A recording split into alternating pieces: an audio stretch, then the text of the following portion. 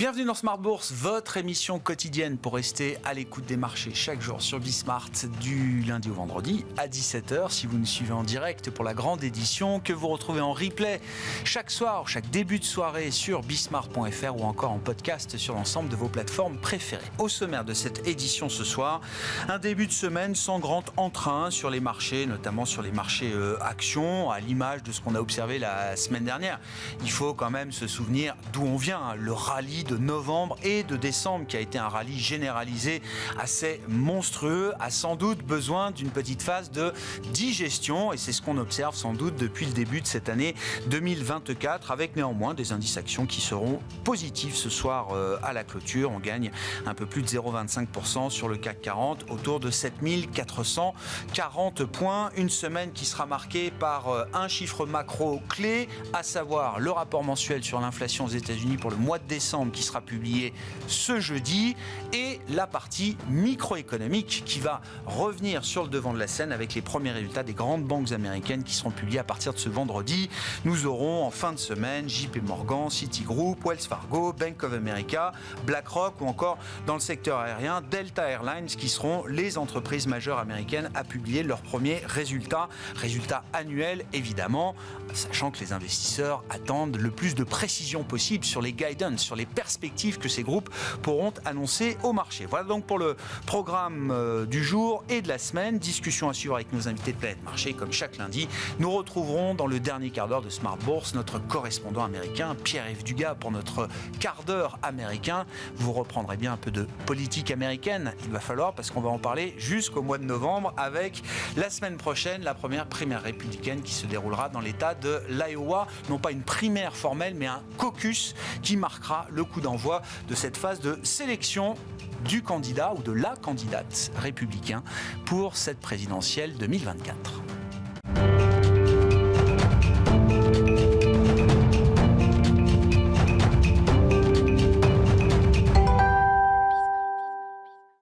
D'abord, les marchés, évidemment à la une. Tendance, mon ami, comme chaque soir en ouverture de Smart Bourse. Les infos clés du jour au terme de cette séance en Europe, c'est avec Comme du Bois. La bourse de Paris se montre hésitante aujourd'hui après avoir reculé de plus de 2% la semaine dernière, soit sa pire performance hebdomadaire depuis le mois d'octobre. Aujourd'hui, les investisseurs ont pris connaissance des chiffres des commandes industrielles en Allemagne pour le mois de novembre. Ils ont moins rebondi que prévu le mois dernier et ressortent à plus 0,3% sur un mois. Les exports de leur côté rebondissent plus fortement que prévu avec une hausse de 3,7% sur un mois en données corrigées. Au niveau de la zone euro, les chiffres des ventes au détail ressortent conformes aux attentes, en baisse de 0,3% en novembre. Du côté des valeurs, Boeing chute lourdement aujourd'hui. Son titre abandonne plus de 9% à l'ouverture de Wall Street. L'avionneur subit le contre-coup après le grave accident survenu à bord d'un 737 MAX 9 vendredi. Cet appareil, exploité par Alaska Airlines, a vu l'une de ses portes issues de secours se détacher peu après le décollage. Si l'incident n'a pas fait de victimes, il a entraîné l'immobilisation des autres appareils de ce type en service à travers le monde, le temps de procéder à une enquête. Cet événement fait les affaires de son concurrent Airbus qui réalise la plus belle progression du CAC 40 aujourd'hui. Son titre gagne près de 3% au cours de la séance. Au contraire de Total Energy qui ferme la marche aujourd'hui à Paris, son titre abandonne plus de 2,5% au cours de la séance en raison du repli des cours du pétrole après une décision de l'Arabie Saoudite de baisser ses prix de vente à destination de l'Asie à un plus bas depuis novembre 2021. Demain, côté statistique, les investisseurs prendront connaissance des chiffres du chômage en zone euro pour le mois de novembre, ainsi que des chiffres de la production industrielle en Allemagne pour novembre. Enfin, ils prendront connaissance du déficit commercial américain, toujours pour novembre. Tendance, mon ami, chaque soir en ouverture de Smart Bourse, les infos clés du jour sur les marchés avec Comme du Bois sur Bismart.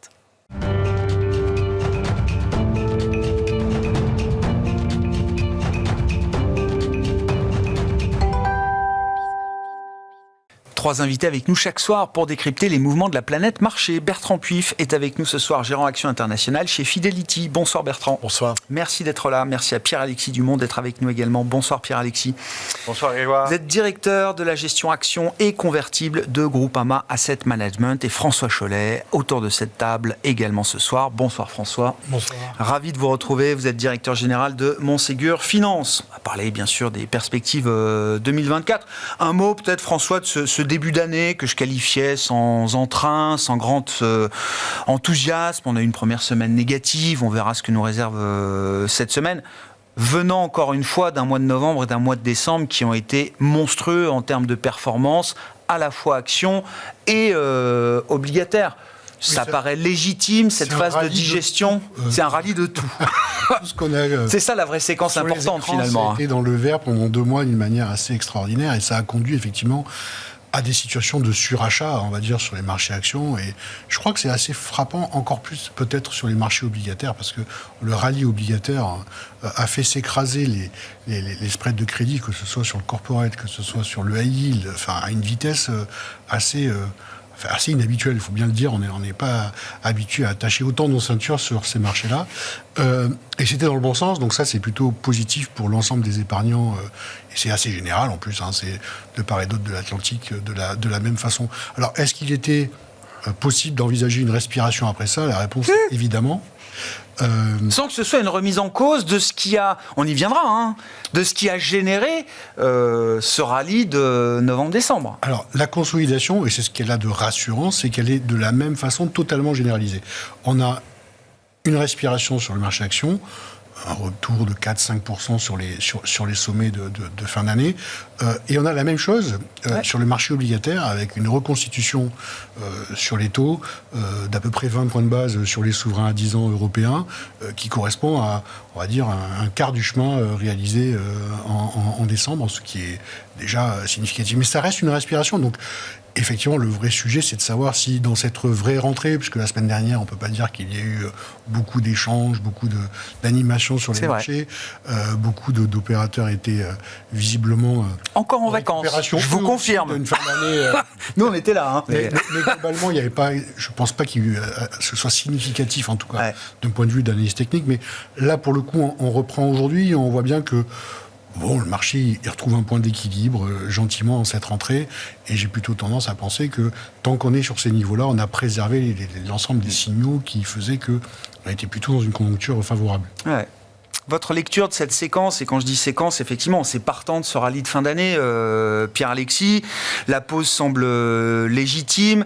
Qu'est-ce qui a changé? Qu'est-ce qui n'a pas changé entre le 31 décembre 2023 et le 1er janvier 2024? La macro n'a pas changé, par exemple, en quelques semaines comme ça, qui justifierait que les marchés se mettent à trembler, par exemple. Non, mais je pense qu'en effet, ce qui est dit est vrai. C'est-à-dire qu'il y a eu des effets d'accélérateur de fin d'année, et avec les 15 derniers jours du mois de décembre qui ne sont pas vraiment, disons, des très significatifs de positionnement. Voilà, il suffit de peu de volume pour faire beaucoup monter les actions et baisser les taux.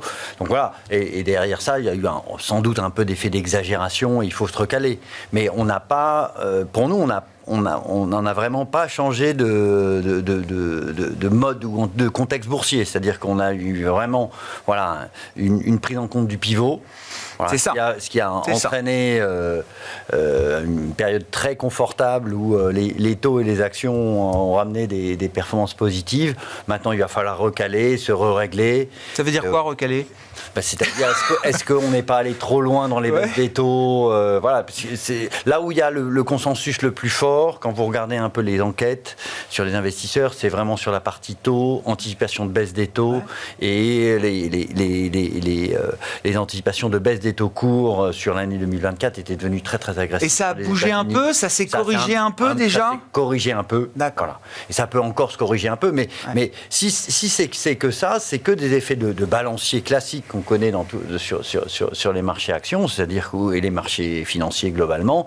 Voilà, vous avez des investisseurs qui changent un petit peu de pied, qui se recalent. On est toujours quand même dans un contexte où on n'a pas de très forte visibilité sur les politiques monétaires, il faut le dire. Voilà, et pour nous, c'est vrai que est-ce qu'on aura plus de croissance, plus d'inflation, moins de croissance, moins d'inflation, de la croissance et pas d'inflation, voilà. Autour de ces deux axes-là va se faire en effet la performance de 2024. Voilà, c'est évident. Il y a des scénarios qu'on peut éliminer dans les grands scénarios macro. Je sais pas, l'idée qu'il n'y ait pas de croissance et plus d'inflation aux États-Unis, l'idée de la stagflation, est-ce que c'est par exemple une idée qu'on peut écarter, au moins en partie, pas du tout Alors moi, sur les 2 dernières années, il y a un truc que j'ai appris, c'est que j'écarte aucun signe. Parce que là, sincèrement, voilà. Si sur les 2 dernières années, le consensus n'a fait que se tromper. Soyons très très clairs sur beaucoup d'éléments. C'est pas le scénario qu'on a nous, le scénario qu'on favorise, c'est un peu plus de croissance. Donc on est assez détendu sur la croissance. D'accord. On est un petit peu moins détendu sur l'inflation. D'accord. Ce serait la contrepartie d'un bas de cycle qui serait pas trop bas. Voilà. Et donc, c'est-à-dire qu'on a du mal à voir les deux. C'est-à-dire un marché de l'emploi, la conso qui se tienne, peut-être de la Chine qui repart un peu, etc. On a du mal à voir du coup ces fameux ce dernier % qu'il faut abattre sur l'inflation. Il risque d'être un petit peu plus lent. On risque d'avoir quelques déceptions, mais ça va créer un petit peu de volatilité sur le marché, mais rien qui remet en cause, disons, le scénario de fond, qui est plutôt à moyen terme assez favorable. Je comprends. Bertrand, votre lecture de cette séquence, et puis avançons sur la partie action. Qu'est-ce qui va faire la course des marchés actions au cours de cette année 2024 ? Alors les taux, évidemment, est-ce que c'est les taux et uniquement les taux, ou est-ce que quand même on rentre dans la période un peu plus fondamentale avec les résultats ? Est-ce qu'il y a quelque chose à attendre en termes de nourriture pour le marché de ce point de vue-là ? Le problème, c'est que le marché directeur des marchés actions au niveau mondial, le marché américain, est un marché qui, en tout cas, nous, chez Fidelity, nous apparaît relativement cher aujourd'hui, à 18 fois. L'un des brokers américains les plus bullish sur le marché américain attend 5% de croissance des profits en 2024, 5% de croissance des profits 18 fois, c'est pas vraiment cohérent, surtout avec des taux qui eux-mêmes, ils les voient se stabiliser, les taux courts à 3, 3,5. Donc quand on met tout ça en fait en mouline, ça n'a pas vraiment de sens, à part si effectivement on considère qu'à moyen terme, on revoit les taux longs revenir à 1%, ce qui n'est pas du tout notre scénario, l'inflation revenir proche de zéro, ce qui n'est pas du tout notre scénario. Donc c'est vrai qu'on est en train aujourd'hui, pour pouvoir aller plus haut, de faire des hypothèses, de devoir faire des hypothèses très agressives, très agressives, que nous on ne fait pas.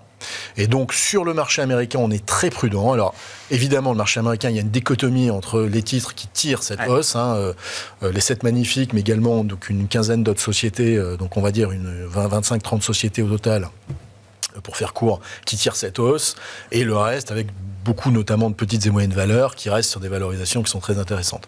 Mais d'un point de vue indiciel, c'est vrai que l'indice américain est à risque et qu'il peut entraîner l'ensemble des indices boursiers actions à la baisse. Voilà. Nous, sur l'Europe, on est un peu plus mitigé, puisque c'est vrai que le marché européen est beaucoup moins cher, autour de 12 fois, 12-13 fois. Après, voilà, 12-13 fois, c'est intéressant si on revient à 2% d'inflation. Si, comme on le pense, on va se stabiliser plutôt entre 3 et 4, là, pour le coup, on considère que le marché il est déjà bien valorisé. Là encore, on a une dispersion des valorisations qui est alors, moins importante qu'aux États-Unis et des contributeurs à la performance de l'indice moins importante qu'aux États-Unis, mais qui est quand même là. Et donc, on peut aller chercher des valeurs mal aimées qui sont intéressantes. Et c'est vrai que le repli des petites et moyennes valeurs depuis le début de l'année, après un rebond technique relativement violent l'année dernière, est pour nous un vivier d'opportunités. Et on pense qu'il va y avoir une accélération des opérations de sortie de cote, notamment, puisque la stabilisation des taux d'emprunt va permettre à un certain nombre de sociétés de faire des modèles et de se dire, voilà, on va se sortir de la bourse. Un actionnaire majoritaire, sortir de la bourse également, sortir de la société de la bourse.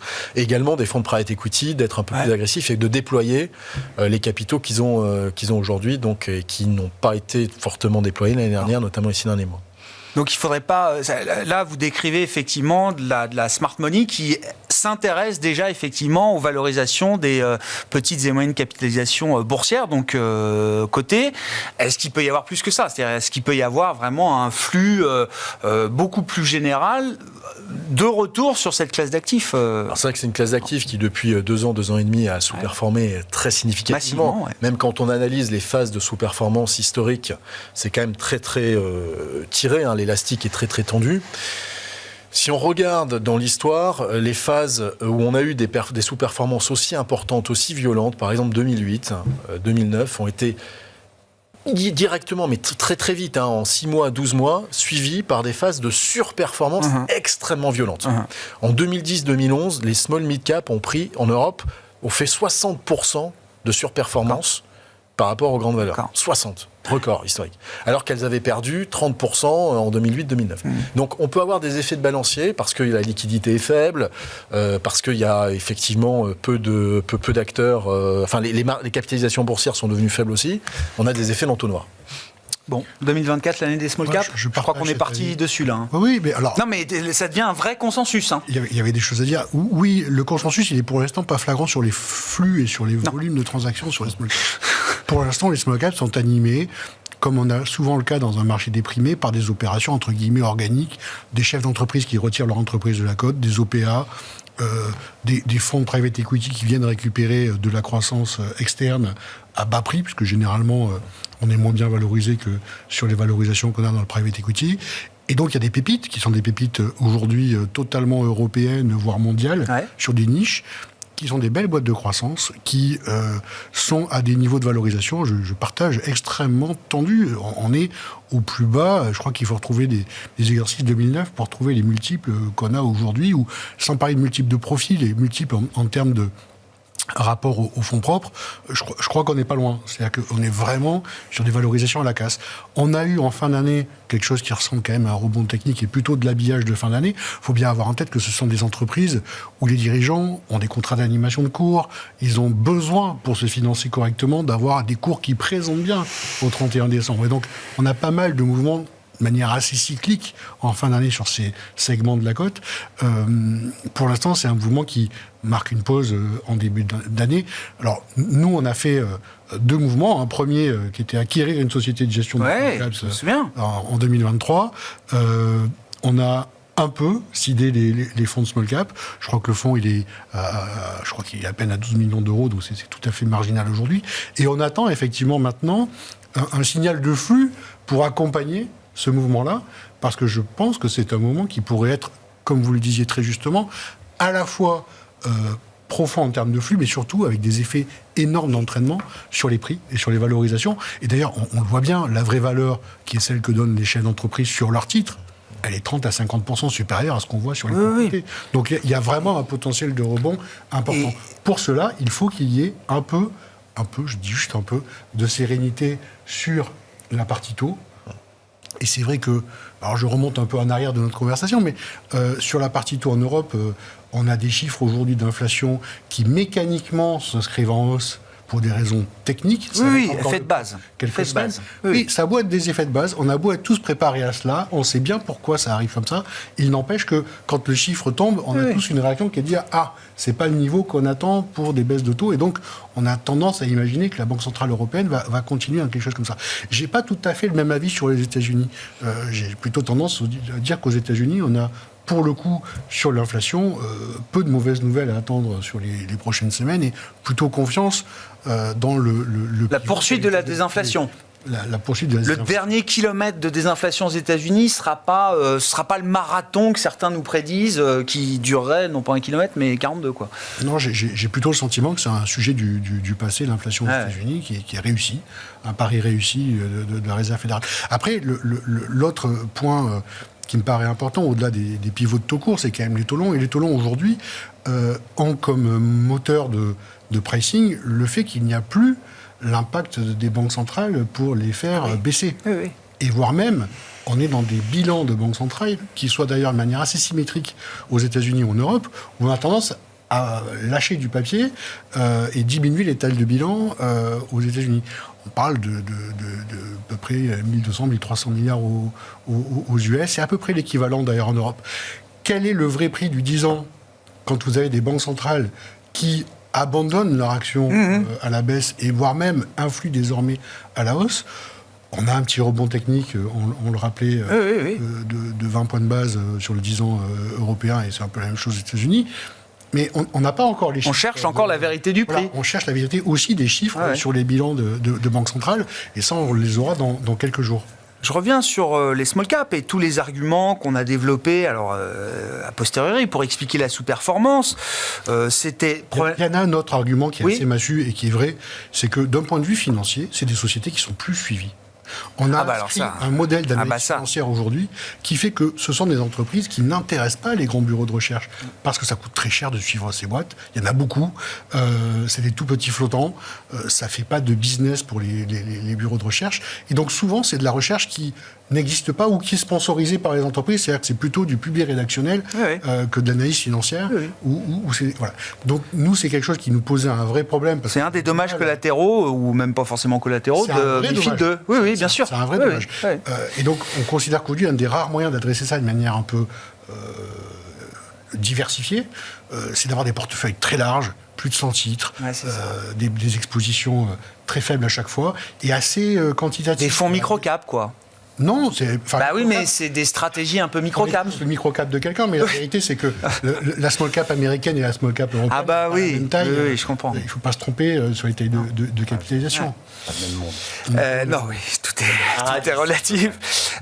Non, mais je reviens sur les arguments quand même qu'on développait pour expliquer la contre-performance des small cap. Alors, il y avait déjà la part des entreprises pas rentables dans les indices small cap. Il y avait la question de la liquidité du marché en tant que tel. Il y avait la question des endettements avec quand même des coûts du capital, des coûts de financement qui sont amenés à être plus élevés demain. Pour celles qui vont se refinancer à partir d'aujourd'hui ou se financer tout court, il y aura forcément un coût du capital qui sera plus élevé qu'il y a 2 ou 3 ans en arrière. Ces arguments, ils sont encore valables, Pierre-Alexis? Oui, alors, le seul problème, c'est que les small caps, c'est que c'est 2000 ou 2500 valeurs. Ouais. Les small caps américaines ne sont pas du tout les small caps européennes. Voilà. Et donc et vous avez dans les small caps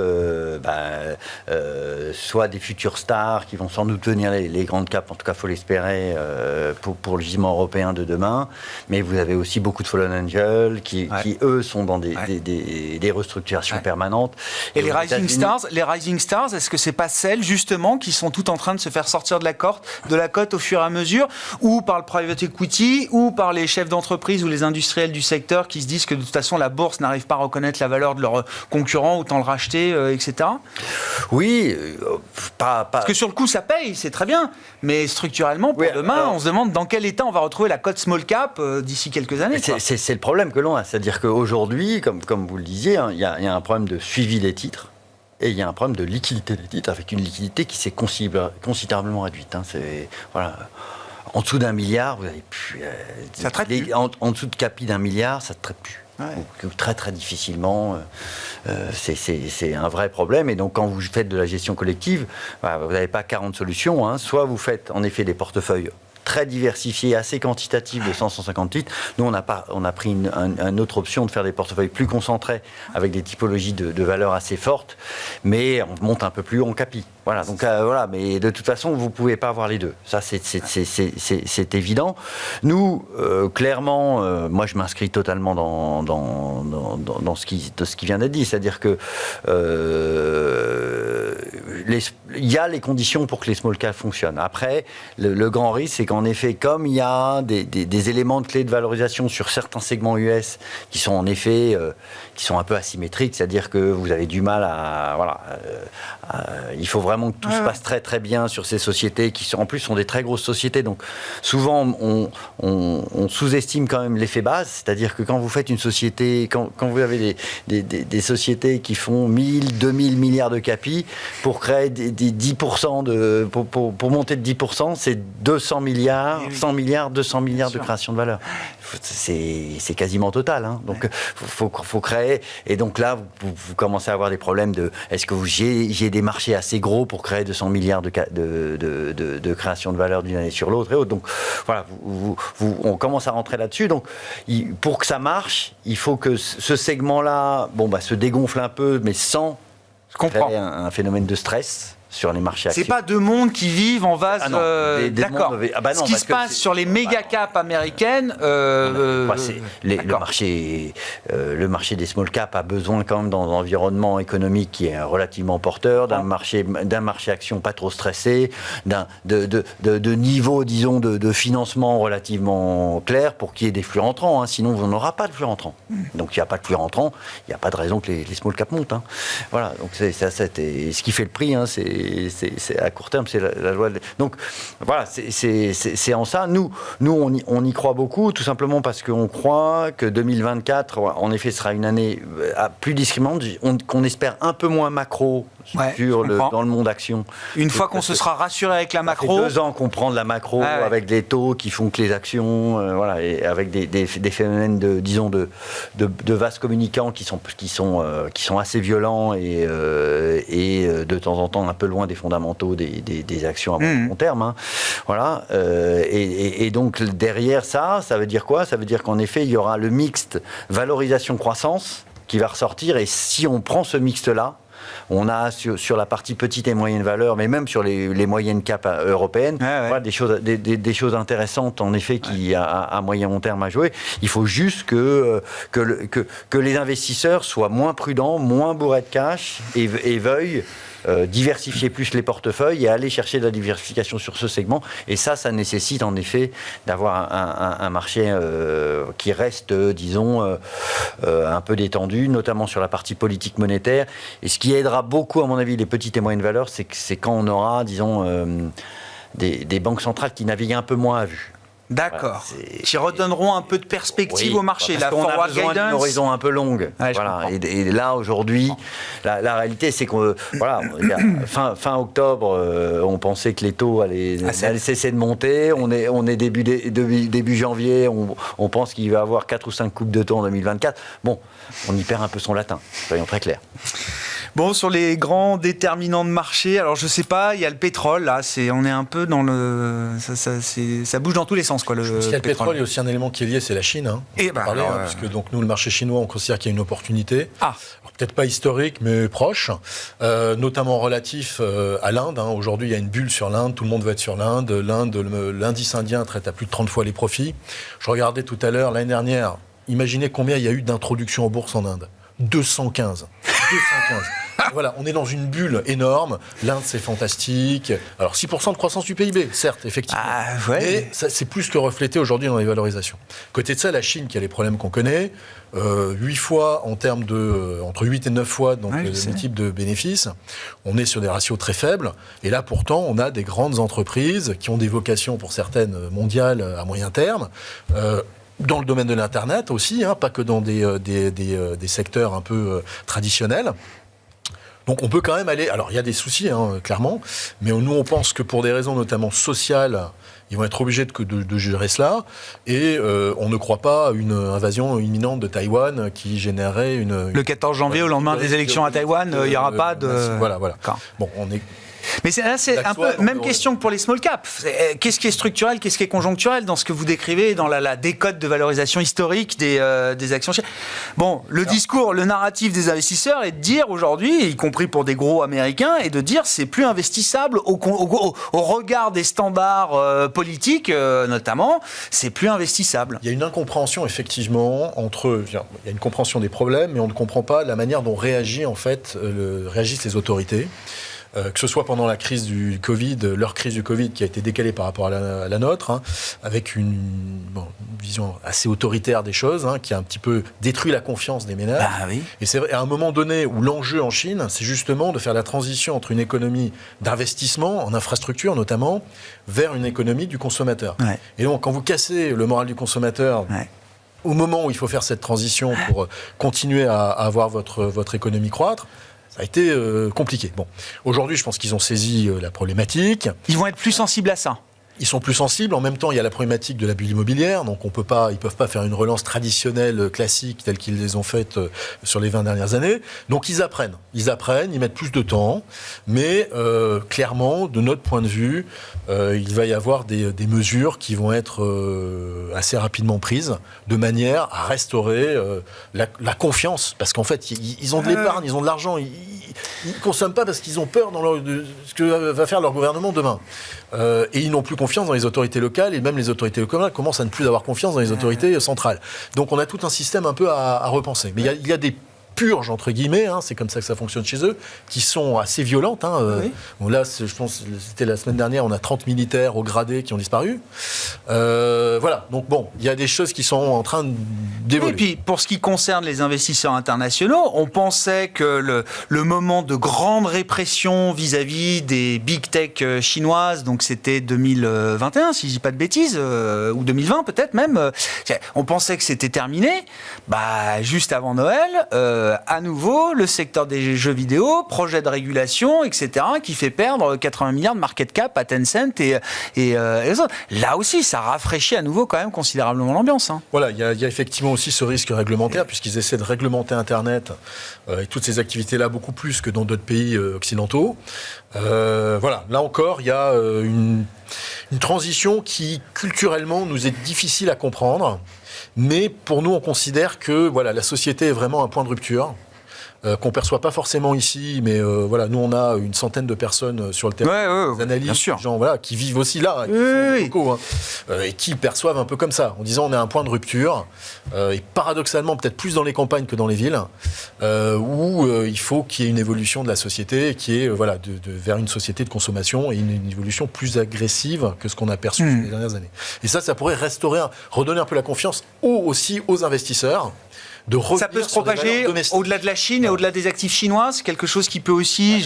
Vu la taille effectivement de l'économie chinoise, et puis on revenait sur le pétrole, vu leur intensité en consommation de pétrole également, ce serait une nouvelle relativement favorable. Et je veux dire, ce que fait l'Arabie Saoudite aujourd'hui, c'est donner aussi un petit coup de pouce, notamment aux Chinois, en ayant des prix un peu plus faibles. Ils baissent les prix vers l'Asie, c'est ça, du pétrole vers l'Asie. Si je reviens à l'Europe, François, encore une fois, la saison de publication de résultats va commencer. Quels sont les secteurs qui méritent le plus d'attention? Ou est-ce qu'il y a peut-être le plus d'asymétrie entre les valorisations qu'on observe aujourd'hui et ce qu'on peut anticiper en termes de dynamique bénéficiaire? Juste pour boucler sur la Chine, excusez-moi, allez-y sur la Chine. C'est un peu le même sujet que sur les small caps. On a plein de raisons fondamentales de se dire c'est pas cher, il faudrait y aller. Et c'était vrai il y a un mois, il y a 2 mois, il y a 3 mois, il y a 6 mois, etc. Et donc je me dis finalement, c'est pareil, une fois qu'on a mis un marqueur pour regarder comment ça se passait là-bas, on attend un peu les flux pour tous se précipiter.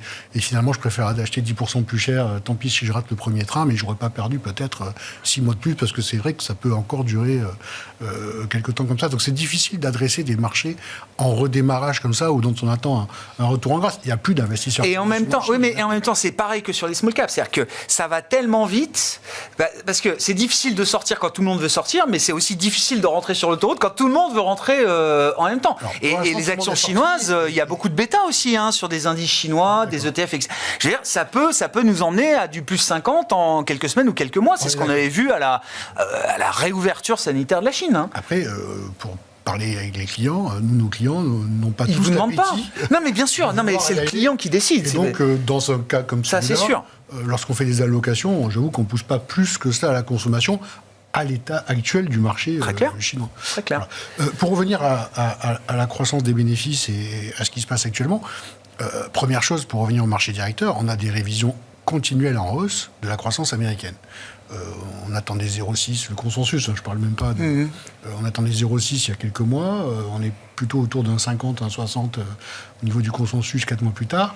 Ça veut dire que quand même, on est en train d'acter le fait que l'embarquement de croissance qu'on a eu en 2023 va, quoi qu'il arrive, perdurer dans les premiers mois de 2024. Et donc, a priori, on n'a pas l'accident qu'on attend depuis 2 ans désormais, je pense. Ça doit faire à peu près 2 ans qu'on se dit que l'Amérique va arriver dans une récession ou dans une période difficile. C'est vrai que le consensus là-dessus a été trompé un certain nombre de fois. Donc, pour l'instant, en tout cas, le consensus n'est pas dans un scénario qui est de dire on arrive sur un accident majeur en 2024. Il est dans un schéma où, finalement, cet accident ne cesse d'être retardé. Et encore une fois, le premier trimestre, a priori, ça devrait être retardé. Côté européen, on a plutôt un dernier trimestre 2023 qui risque d'être atone. Comme depuis un an. Mais quand on dit atone... Là aussi, j'allais dire, pas de surprise, quoi. Il ne faut pas se tromper. On est sur des niveaux de profit en Europe records, historiques, depuis plusieurs années désormais. Donc, il ne faut pas se tromper. On est dans des multiples de valorisation qui tiennent compte de profits qui sont records et de marges qui n'ont pas, en tout cas à court terme, selon moi, de grandes raisons d'être désespérantes début 2024. Et donc, on peut avoir de la volatilité sur les publications. Je note toutefois que c'est à chaque période de publication que les marchés se sont reconnectés avec leur sommet. Ouais. Donc, depuis quasiment 2 ans, c'est à chaque fois qu'on a eu des publications trimestrielles que les marchés ont récupéré leur point haut. On n'a plus qu'à attendre quelques jours maintenant pour espérer que ça se produise de la même façon. Mais c'est simplement au-delà de la blague pour dire que on passe notre vie entre les publications à s'inquiéter. C'est notre métier, on est payé pour ça. On s'inquiète à la place de nos clients pour leur épargne, on s'inquiète... vous gérez des risques, oui. Vous gérez des risques, oui. La vérité, c'est que l'entrepreneur, lui, dans une autre dynamique, lui, il est en train de dire j'alloue mon capital pour le mieux et j'utilise les données économiques, les taux d'intérêt, l'inflation, la capacité à passer des hausses de prix, à rogner auprès de mes fournisseurs, pour maintenir et développer mes marges et mon activité.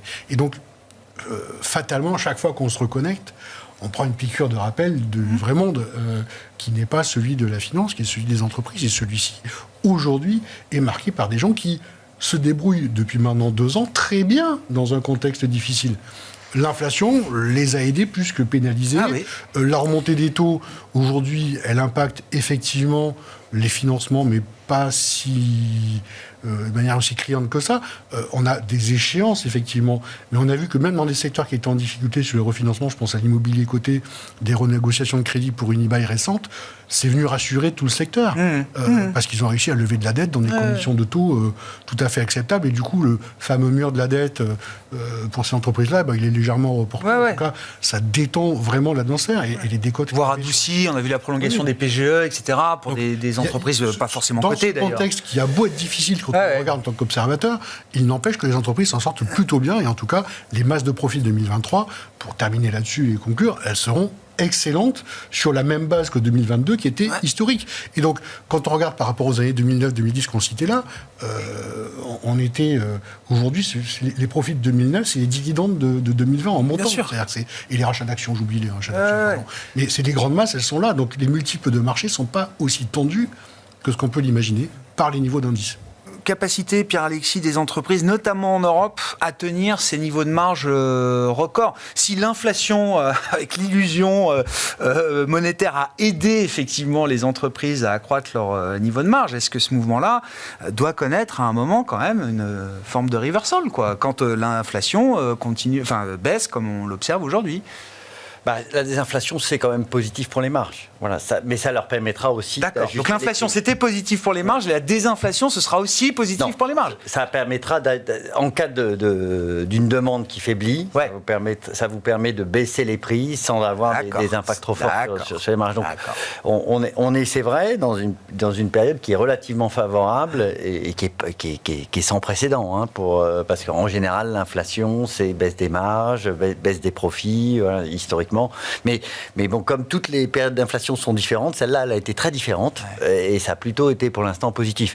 Nous, ce qu'on pense, c'est qu'en effet, ça permet de reboucler. C'est-à-dire que ça permet de reboucler et qu'au final, je pense qu'en masse, les bénéfices vont très bien se tenir. Par contre, entre segments, comme il y a beaucoup de différences de valorisation, d'inquiétude sur certains segments, on parle de l'automobile, le secteur bancaire a des valorisations. Là, il y a de la symétrie entre la valorisation qu'on observe de ces secteurs et les perspectives bénéficiaires qu'on peut avoir pour ces entreprises. C'est-à-dire qu'il y a dans les cours beaucoup de pessimisme inhérent à la valorisation de ces sociétés. On pense que voilà, les marges nettes d'intérêt des banques vont reculer de 20 à 25% l'année prochaine. Bon, est-ce que ce sera le cas? Est-ce qu'ils vont pas avoir la capacité de mieux gérer c'est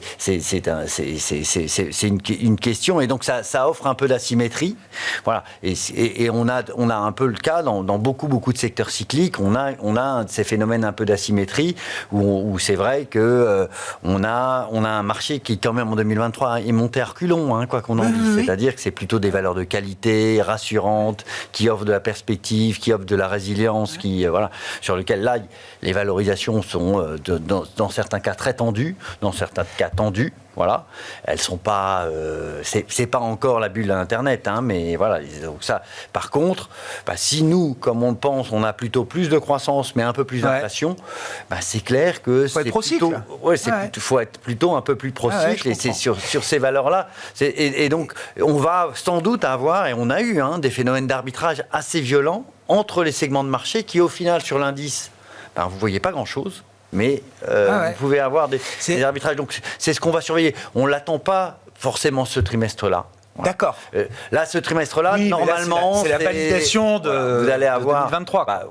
C'est clair que la techno va ressortir en termes de croissance année sur année.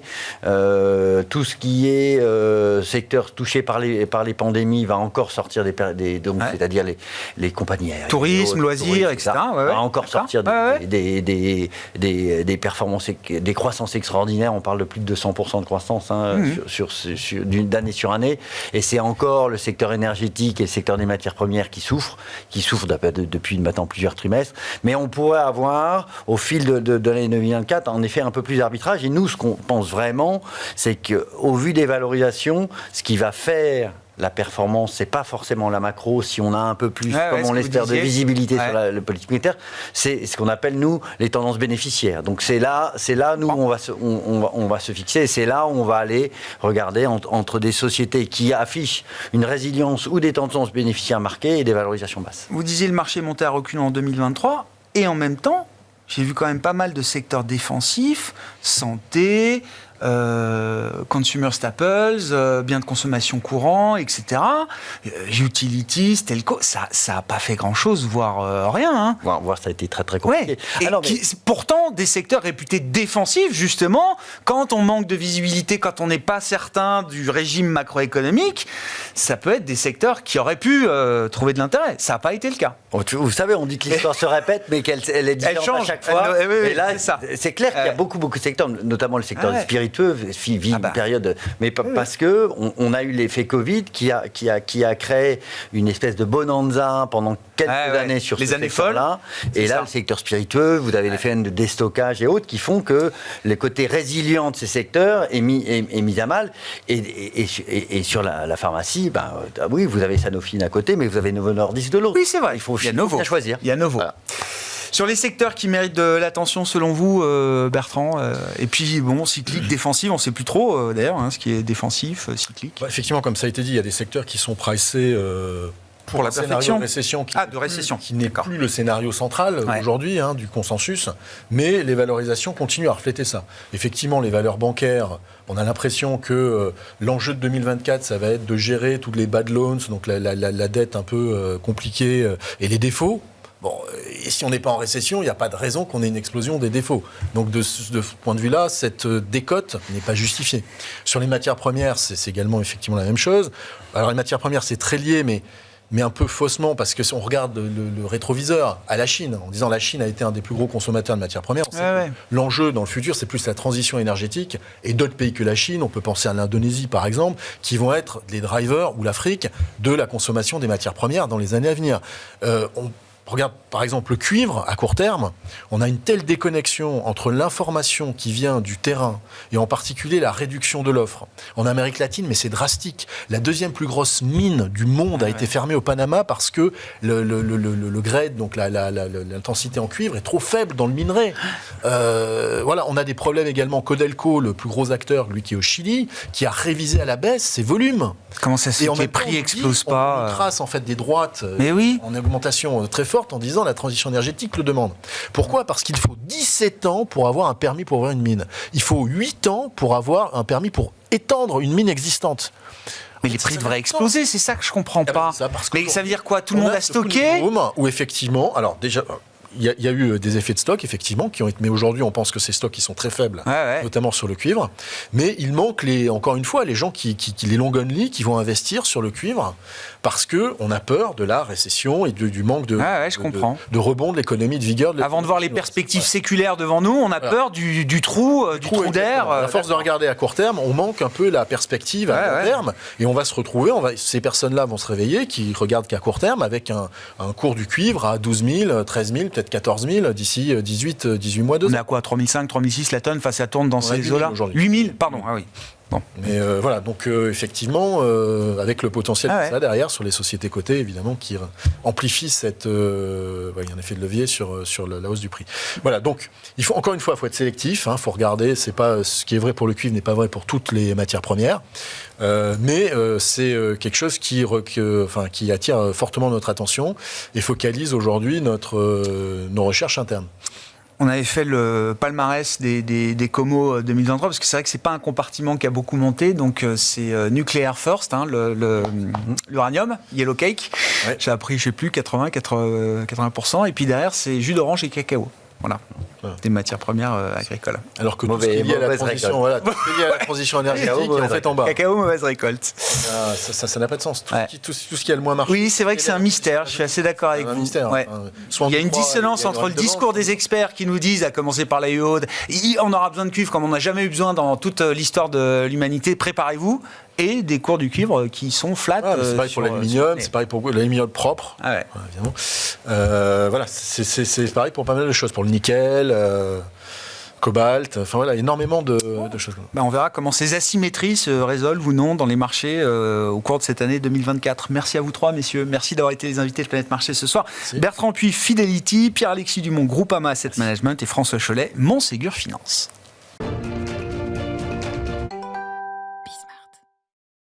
Nous retrouvons donc, comme chaque lundi, notre correspondant américain, Pierre-Yves Dugas, qui est avec nous en visioconférence pour ce quart d'heure américain du lundi, qu'on retrouve donc désormais à 13h30, à 17h45 également, ou encore en replay, bien sûr, sur le site bismart.fr. Bonjour et bienvenue, Pierre-Yves.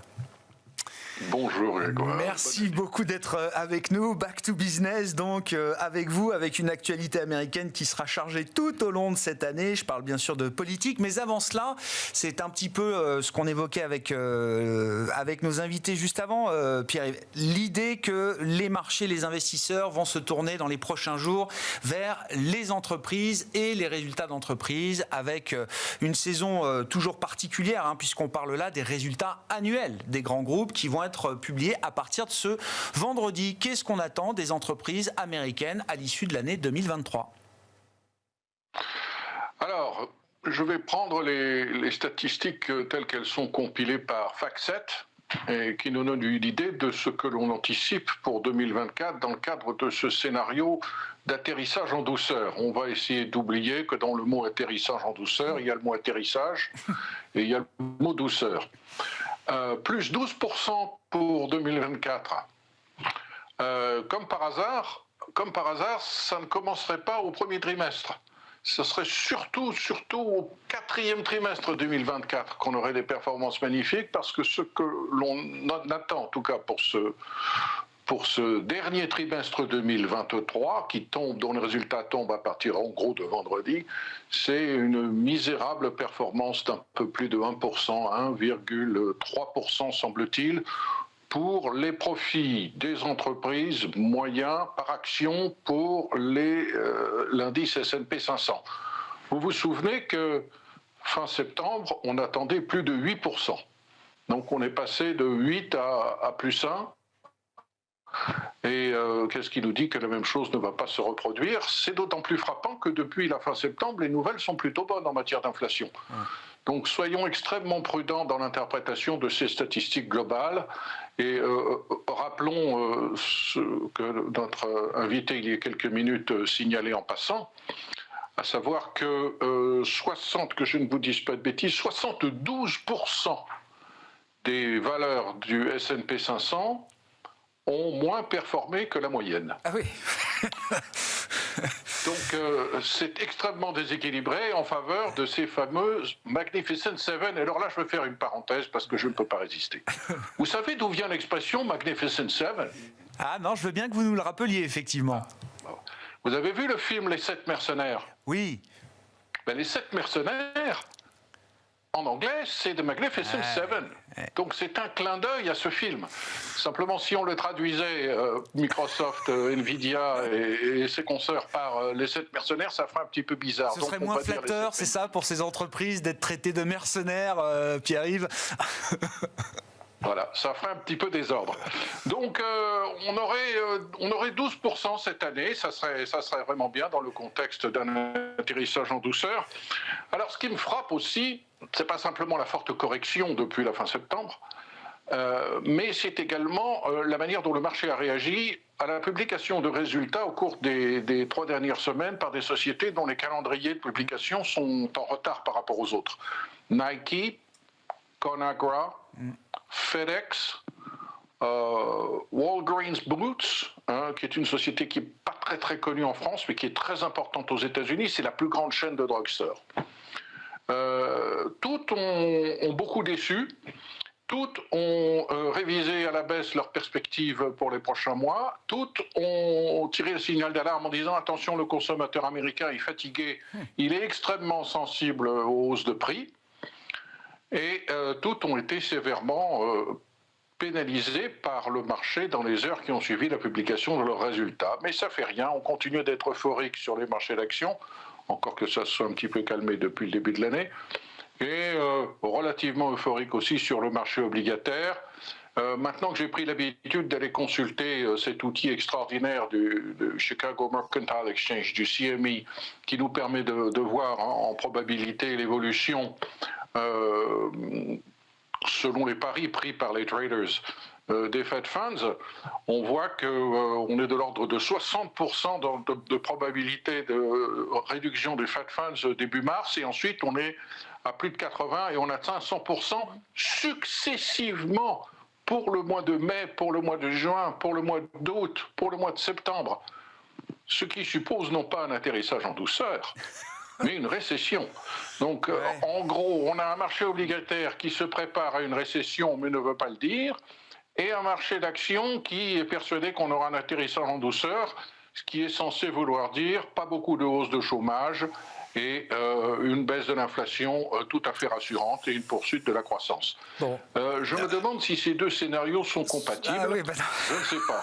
Ce qui nous amène en tout cas à nous poser la question de la valorisation. Et là encore, notre invité un peu plus tôt l'a bien dit, on est autour de 19 en ratio prix-bénéfice anticipé. C'est un peu plus que la moyenne des dernières années, qui est quand même faussée par une pratique de taux d'intérêt quasi nul par les banques centrales, ne l'oublions pas. Donc moi, il me semble que nous sommes, en dépit de la petite correction qui a commencé depuis le début de l'année, on est encore dans une situation où on anticipe le meilleur et on croise les doigts. Ça, c'est sûr que le marché a sans doute anticipé beaucoup de très bonnes choses pour la suite. On est peut-être pricé pour la perfection, comme on dit. Et partant de là, effectivement, il y a peut-être manière à se faire un petit peu peur, ou en tout cas à réévaluer peut-être la trajectoire des choses par rapport à ce que le marché anticipait encore en fin d'année dernière. Pierre-Yves, ouvrons peut-être le dossier politique avec la perspective des premières primaires républicaines. La première se tient la semaine prochaine dans l'Iowa. Et donc, les affaires sérieuses vont commencer pour les candidats républicains à l'élection présidentielle américaine. Quel est l'état des forces en présence à ce stade, Pierre-Yves ? C'est assez catastrophique, mais n'accordons probablement pas trop d'importance à ce caucus de l'Iowa. Ce ne sont même pas des primaires. Les gens se mettent dans le coin d'une grange pour exprimer leurs intentions de vote. Il n'y a même pas de bulletin mis dans des urnes. Vous vous souvenez qui avait gagné les primaires de l'Iowa, les primaires républicaines ? Non, là, il faut que vous me rafraîchissiez la mémoire. C'était Ted Cruz. Cruz. Ah oui. C'était pas Donald Trump. Et avant lui, c'était Rick Santorum. Vous avez oublié qui était Rick Santorum. Moi, jusqu'à ce que je le vérifie hier soir, j'avais oublié aussi. Donald Trump va gagner probablement très largement, si l'on en croit les sondages, dans ce caucus de l'Iowa. La question, c'est qui sera numéro 2 ? Nikki Haley, qui a maintenant le soutien de pas mal de gens importants à Wall Street, qui ont compris que Donald Trump était psychologiquement quand même un petit peu déstabilisé. Nikki Haley a bien progressé, dispose de beaucoup d'argent. Charlie Koch et tout son réseau de conservateurs libéraux lui ont apporté beaucoup d'argent au cours des dernières semaines. Nikki Haley est en train de remonter, mais va-t-elle remonter suffisamment pour battre en position de numéro 2 Ron DeSantis? Ce que l'on dit, c'est que si Ron DeSantis est numéro 3 le soir du caucus de l'Iowa, sa campagne est probablement terminée. Il faut absolument que DeSantis tienne une bonne place de numéro 2. Ensuite, on passe le 23 janvier dans le New Hampshire. Là, Nikki Haley est numéro 2 et elle voudrait profiter de cette dynamique pour se rapprocher de Donald Trump, dont l'inévitabilité est de plus en plus frappante, pour ne pas dire choquante, dans la mesure où on sait que, objectivement, la seule chance de réélection de Joe Biden, c'est qu'il est en face de lui Donald Trump. Pour autant, les sondages donnent Donald Trump comme celui qui remportera l'investiture républicaine. Il est frappant, j'écoute tout ce que mes collègues racontent quand ils se rendent dans les meetings de campagne, et il y en a eu beaucoup, ces immenses meetings que seul Donald Trump est capable d'organiser avec des milliers de personnes. Les gens qui viennent écouter Donald Trump et l'applaudir sont des gens qui n'ont l'intention de voter que pour une seule personne, c'est Donald Trump. Ils n'ont même pas pris en considération les autres candidats. Ce ne sont même pas vraiment des républicains, ce sont des Trumpistes. Et ils voteront toujours pour Donald Trump, même s'il est en prison, même si la Cour suprême le déclarait inéligible. On a arrêté de compter le nombre de procédures judiciaires, pénales, civiles qui sont engagées contre Donald Trump, parce que plus il y en a et plus il grimpe dans les sondages. Il bénéficie du soutien indéfectible de gens qui sont plus que républicains, qui n'auraient jamais voté, et jamais voté républicain, mais qui n'aurait jamais voté si Donald Trump n'était pas là. C'est le grand défi qui se présente à ceux qui veulent empêcher Donald Trump de remporter l'investiture. Et Ron DeSantis ou Nikki Haley, peut-être. L'objectif de Trump est bien sûr de tout boucler d'ici Super Tuesday. Super Tuesday, c'est début mars, le 5 pas de bêtises, le 5 mars. 5 mars, ouais, le 5 mars, on a de très grands États comme le Texas, la Californie, la Virginie. Et si Donald Trump a largement gagné dans ces États-là, les choses seront extrêmement éclaircies pour Donald Trump, qui aura un boulevard devant lui. Trump et les Trumpistes, je crois que Donald Trump a commencé son discours du week-end ainsi, en affirmant devant la foule en folie qu'il allait gagner pour une 3e fois l'élection présidentielle américaine.